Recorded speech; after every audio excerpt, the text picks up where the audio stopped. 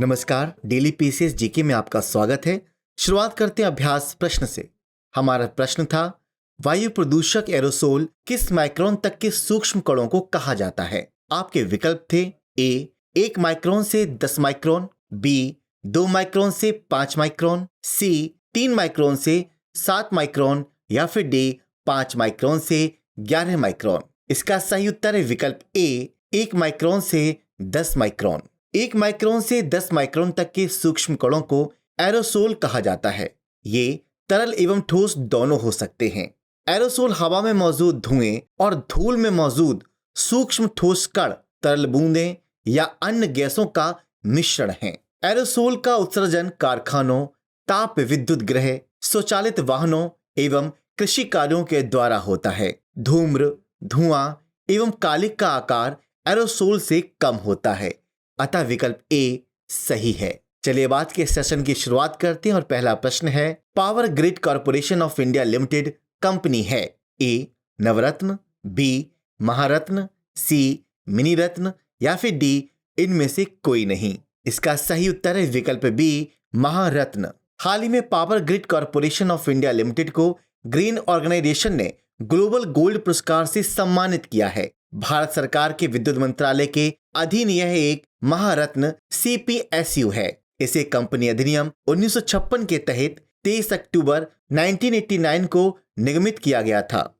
Power grid एक सूचीबद्ध company है जिसमें भारत सरकार की 51.34% हिस्सेदारी है और शेष संस्थागत निवेशकों और जनता की हिस्सेदारी है। यह 86% अंतर क्षेत्रीय नेटवर्क को ऑपरेट करता है। अगला प्रश्न, भारत सरकार ने किस वर्ष तक पेट्रोल के साथ इथेनॉल के 20% सम्मिश्रण का लक्ष्य निर्धारित किया? 2024, 2025, 2027 या फिर 2030? इसका सही उत्तर है विकल्प बी 2025। ऊर्जा के क्षेत्र में आत्मनिर्भरता प्राप्त करने हेतु इथेनॉल सम्मिश्रण कार्यक्रम सरकार का एक प्रमुख केंद्रित क्षेत्र रहा है। E20 पेट्रोल के साथ 20% इथेनॉल का मिश्रण है। सरकार का लक्ष्य वर्ष 2025 तक इथेनॉल के 20% सम्मिश्रण को पूर्ण रूप से हासिल करना है और HPCL तथा अन्य तेल विपणन कंपनियों द्वारा 2G 3G एथेनॉल संयंत्र स्थापित किए जा रहे हैं जो प्रगति को सुगम बनाएगी।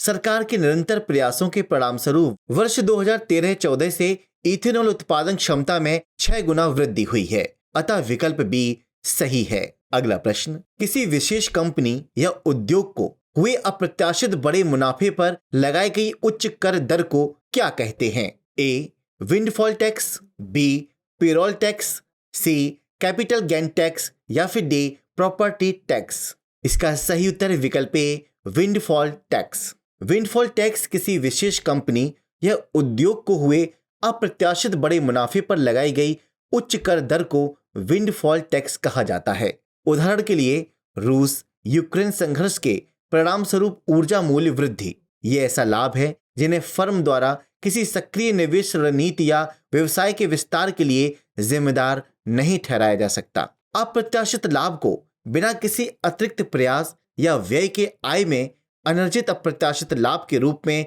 परिभाषित किया जाता है। सरकारें आमतौर पर इस तरह के मुनाफे पर कर की सामान्य दरों के ऊपर पूर्वव्यापी रूप से एक मुश्त कर लगाती हैं, जिसे विंडफॉल टैक्स कहा जाता है। यह क्षेत्र जहां इस तरह के करों पर नियमित रूप से चर्चा की जाती है वहां है तेल बाजार, जहां कीमतों में उतार चढ़ाव से उद्योग को अस्थिर या अनिश्चित लाभ होता है। अगला प्रश्न, राष्ट्रीय रक्षा महाविद्यालय कहाँ स्थित है? ए देहरादून, बी दिसपुर, सी भोपाल या फिर डी नई दिल्ली? इसका सही उत्तर है विकल्प डी नई दिल्ली।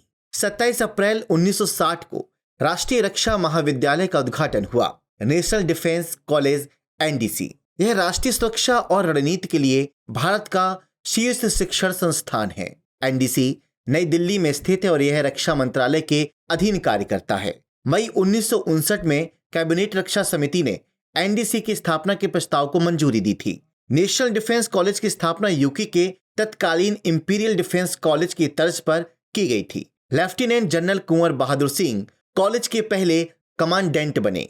अगला प्रश्न, नीति आयोग का अध्यक्ष कौन होता है?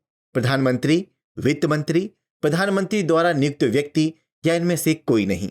इसका सही उत्तर विकल्प ए, प्रधानमंत्री। हाल ही में नीति आयोग ने मिलेट्स पर एक रिपोर्ट जारी की। यह रिपोर्ट मिलेट्स मूल्य श्रृंखला के विभिन्न पहलुओं में राज्य सरकारों व संगठनों द्वारा अपनाई गई बेहतरीन व नवीन पहलों का ब्यौरा सामने रखती है। तो आइए जानते हैं नीति आयोग के बारे में। 1 जनवरी 2015 को योजना आयोग के स्थान पर नीति आयोग का गठन किया गया। इसके अध्यक्ष प्रधानमंत्री होते हैं और इसके उपाध्यक्ष प्रधानमंत्री द्वारा नियुक्त व्यक्ति होता है। अगला प्रश्न, क्रिप्टो करेंसी के संदर्भ में निम्नलिखित में से कौन सा सही है? बिटकॉइन, एथेरियम, स्टेबल कॉइन्स या उपर्युक्त सभी? इसका सही उत्तर विकल्प डी, उपर्युक्त सभी। क्रिप्टो करेंसी एक डिजिटल या आभासी मुद्रा है जो सुरक्षा हेतु क्रिप्टोग्राफी का उपयोग करती है। यह एक विकेंद्रीकृत मुद्रा है जिसका अर्थ है कि यह किसी भी सरकार या संस्था द्वारा नियंत्रित नहीं है। क्रिप्टो करेंसी के कुछ उदाहरणों में बिटकॉइन, एथेरियम, स्टेबल कॉइन्स और लाइट कॉइन शामिल है, अतः विकल्प डी सही है। अगला प्रश्न, भारत में स्थानीय स्वशासन की दृष्टि से निम्नलिखित में से कौन सा शासनकाल सर्वश्रेष्ठ माना जाता है? ए, मौर्यकाल, बी, चोलकाल, सी, गुप्तकाल या फिर डी, ब्रिटिश काल? इसका सही उत्तर है विकल्प बी, चोलकाल। भारत में स्थानीय स्वशासन का विकास मौर्यकाल से माना जाता है, परंतु स्थानीय स्वशासन की दृष्टि से चोल काल को सर्वश्रेष्ठ माना जाता है। चोल शासन व्यवस्था ऐसी थी कि चोलों के युग के दौरान प्रत्येक गांव स्वशासी इकाई के रूप में कार्य करता था। चोल कला, कविता, साहित्य और नाटक के प्रबल संरक्षक थे। प्रशासन को मूर्तियों और चित्रों के साथ कई मंदिरों और परिसरों के निर्माण में देखा जा सकता है। हालांकि वर्तमान में स्थानीय स्वशासन का जो स्वरूप प्रचलित है उसका विकास अंग्रेजों के समय में हुआ था। 1687 ईस्वी में बोर्ड ऑफ डायरेक्टर्स ने मद्रास में नगर निगम बनाने की अनुमति दी थी, अतः विकल्प बी सही है। अगला प्रश्न, चाम नृत्य किस धर्म से संबंधित है? जैन धर्म, बौद्ध धर्म, पारसी धर्म या फिर हिंदू धर्म? इसका सही उत्तर विकल्प बी, बौद्ध धर्म। आइए जानते कैसे। युवा और खेल मामलों के मंत्रालय द्वारा आयोजित G20 के तहत युवा 20 पूर्व शिखर सम्मेलन को लेह और उसके आसपास भ्रमण यात्रा के साथ शुरू की गई है। युवा 20 के प्रतिनिधियों ने हेमिस और थिक्से मठों का दौरा किया और लद्दाख की समृद्ध सांस्कृतिक विरासत को देखा। हेमिस मठ में प्रतिनिधियों ने प्रसिद्ध एक रहस्यमय और ऊर्जावान मुखौटा चाम नृत्य देखा। यह पवित्र नृत्य बौद्ध तांत्रिक प्रथाओं को परिलक्षित करता है। इस नृत्य में मुखौटों एवं वस्त्रों का प्रयोग होता है। अगला प्रश्न, one earth one health advantage health care India 2023 कार्यक्रम का आयोजन कहाँ किया गया? लखनऊ, अहमदाबाद, नई दिल्ली या फिर मुंबई? इसका सही उत्तर है विकल्प सी, नई दिल्ली। प्रधानमंत्री नरेंद्र मोदी ने वीडियो कॉन्फ्रेंसिंग के जरिए one earth one health advantage health care India 2023 का उद्घाटन किया। यह कार्यक्रम 26 से 27 अप्रैल को नई दिल्ली में आयोजित किया गया। यह इसका 6वां संस्करण था। इसका उद्देश्य वैल्यू बेस्ड हेल्थ केयर सेवाएं प्रदान करने वाले हेल्थ केयर वर्कफोर्स के निर्यातक के रूप में मेडिकल वैल्यू ट्रेवल के क्षेत्र में भारत की ताकत को प्रदर्शित करना। स्वास्थ्य एवं परिवार कल्याण मंत्रालय ने federation of India chambers of commerce and industry, जिसे फिक्की कहते हैं, के सहयोग से इसे भारत की G20 अध्यक्षता के साथ सह ब्रांड किया है। चलिए नोट कीजिए अभ्यास प्रश्न। काम पर सुरक्षा और स्वास्थ्य के लिए विश्व दिवस कब मनाया जाता है? ए, 27 अप्रैल, बी, 28 अप्रैल, सी, 29 अप्रैल या फिर डी, 30 अप्रैल? इसका सही उत्तर कमेंट्स बॉक्स में देना ना भूलें। मिलते हैं नए सेशन में, तब तक के लिए नमस्कार।